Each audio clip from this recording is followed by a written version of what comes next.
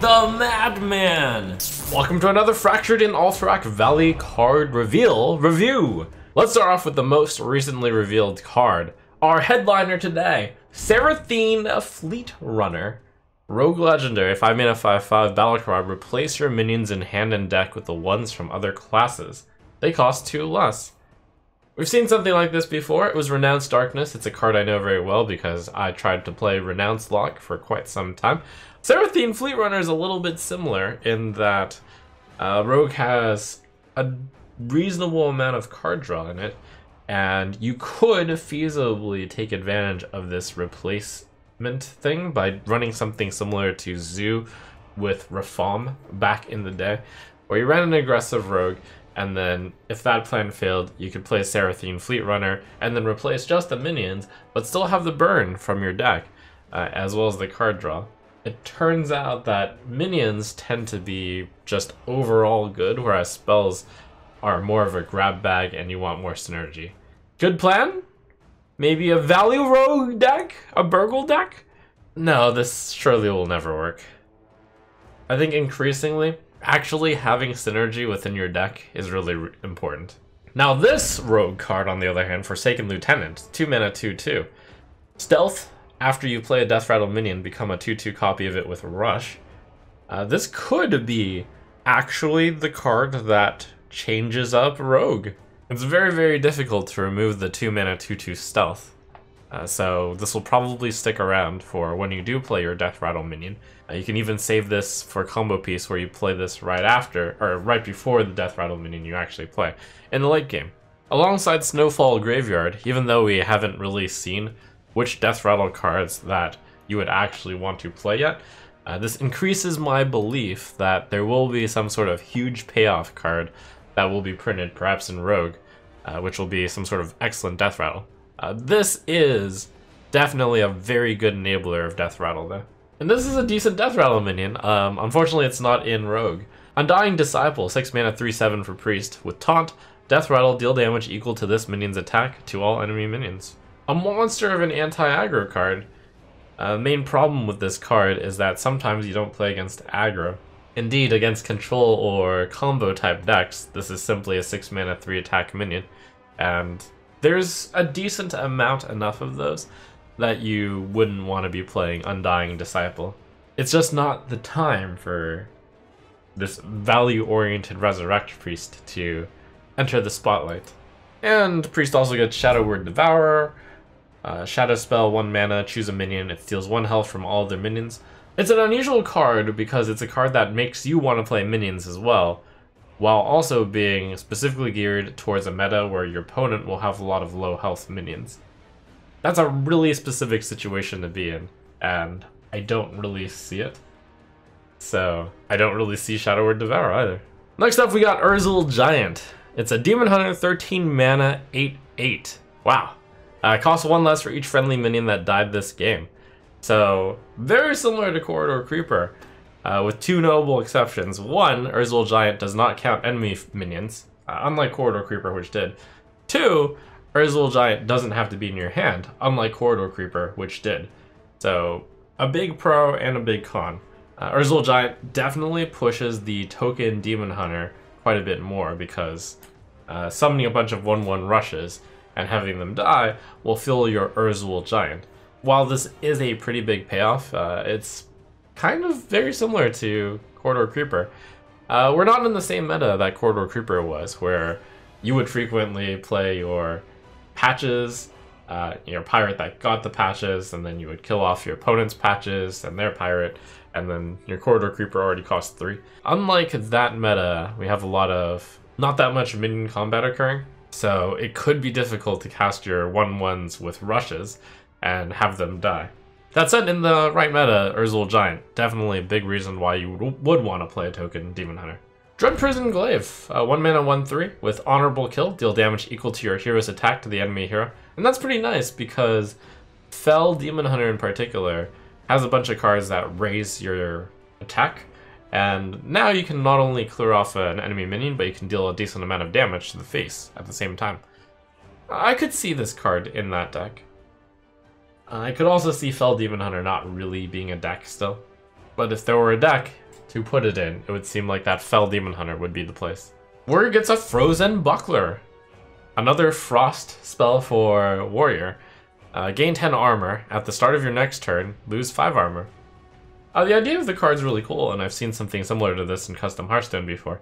If you don't do any synergy at all, that's 2 mana to gain 5 armor. Obviously, the intent is to try to start at 0 armor, and then gain 10 armor, and then your opponent, let's say they have a lot of damage on the board, they'll have to get through your 10 armor, and then at the start of your next turn, you lose 5 armor, but haha, trick the system. You don't actually have any armor left.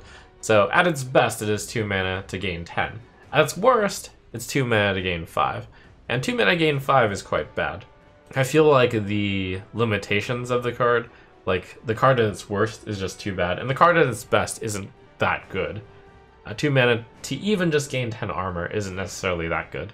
Popsicooler, 3 mana 3/3 mech, Death Rattle, freeze 2 random enemy minions. 3 mana 3/3, haha! What deck actually wants to play this? It would probably be some sort of control deck. But then why is a control deck wanting to get a 3 mana 3/3 while also freezing enemy minions?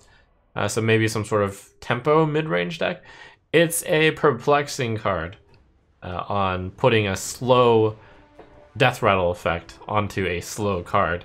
Furthermore, as I mentioned, sometimes you don't actually go up against enemies which run minions that, you know, really care about being frozen or not. Sometimes it's just the random combo pieces of the combo deck or just card draw minions. And the Popsicooler will just be too slow against those decks. Paladin gets Saidan the Scarlet. 3 mana 2/2 rush. Whenever this minion gains attack or health, double that amount wherever this is. Now while this card may not look like the heroic legendary that he is, know that this is actually a really big deal for the hand buff Paladin, which is actually a pretty decent deck, and especially with Saidan the Scarlet, I could see that becoming quite a bit better. You get 1 hand buff on this. It's already a 3 mana 4/4 rush, and you get 1 hand buff with it as long as you use the Bannerman. But you know what's really good? You keep Saidan the Scarlet in your hand, you have your Lightforged Carriel, and then each time you push the button, your favorite king is going to get +8/+8 in your hand. Saidan the Scarlet isn't only buffed when you hand buff him also. You can play him and then put Blessing of Kings on him. That's +8/+8. So yeah, I think Saidan the Scarlet is going to really push the hand buff Paladin archetype. And I think the hand buff Paladin archetype could actually be pretty reasonable. It's starting to come together, and I think it will involve Lightforged Carriel. And the fact that Lightforged Carriel has this very important immovable object means that Libram Paladin stuff may be on the way out, because Libram of Justice and Big Libram that gave you a weapon, those don't seem to make much sense in replacing your immovable object. So we're gonna get some sort of hand buffing that I think doesn't have that much to do with Librams, or just doesn't include those specific Libram cards.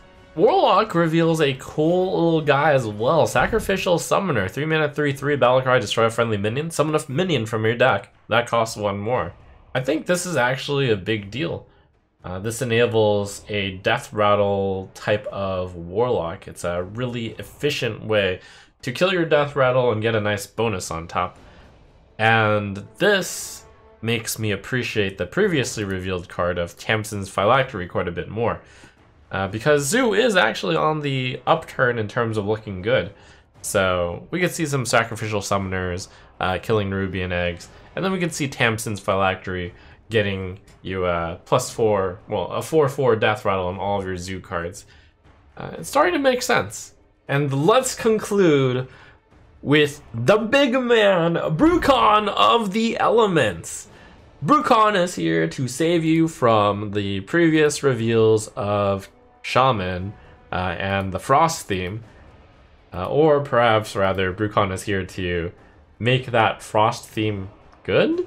So Bru'kan of the Elements, 8 mana, Battlecry, call upon the power of 2 elements, a hero card. When you play him, you get to choose 2 effects. You either get to summon 2/2/3 elementals with taunt, you get to restore 6 health to all friendly characters, deal 6 damage to the enemy hero, or deal 2 damage to all enemy minions. Generally, I imagine if you were playing control deck, and you're up against an aggro deck, you're usually going to choose Lightning Invocation combined with Earth Invocation to deal 2 damage while summoning 4/6 worth of taunt. But there's a lot of choice here. Sometimes maybe you really need the health, so you gain 6 health. Sometimes, hey, maybe your opponent's almost dead. You get the Fire Invocation. And then your hero power changes to Elemental Mastery, where you get to call upon a different element every turn. Initially, it's going to be one of the 2 choices that you did not pick, and once you push that button, it's going to flip to a random choice, which wasn't the previous button. Well, we live in strange times. We live in a time where value might not necessarily matter, and control decks are on the way out because combo decks are eating everyone. And aggro decks are also scary enough that sometimes they beat control decks. So it is very Dr. Boom-esque, and it is a great card, very similar to Dr. Boom in terms of power level, I would say. Very flexible as well. But maybe Dr. Boom, Mad Genius wouldn't actually be good in today's meta. Similarly, maybe Bru'kan wouldn't be. If we are in a control value meta, Bru'kan of the Elements certainly looks like a great card for that control value Shaman list. But there you've got it, the most recent Fractured and Alterac Valley cards. I'm definitely seeing a big theme of value and control here, and I am hopeful that that actually manages to carry through, as I am a big value and control player. It's difficult to imagine a control/value meta forming with the current decks out there in the meta, but I'm ready to be pleasantly surprised. And who knows, you could always just nerf a little bit here and there of those mean old combo decks, making my value and control plays not as good.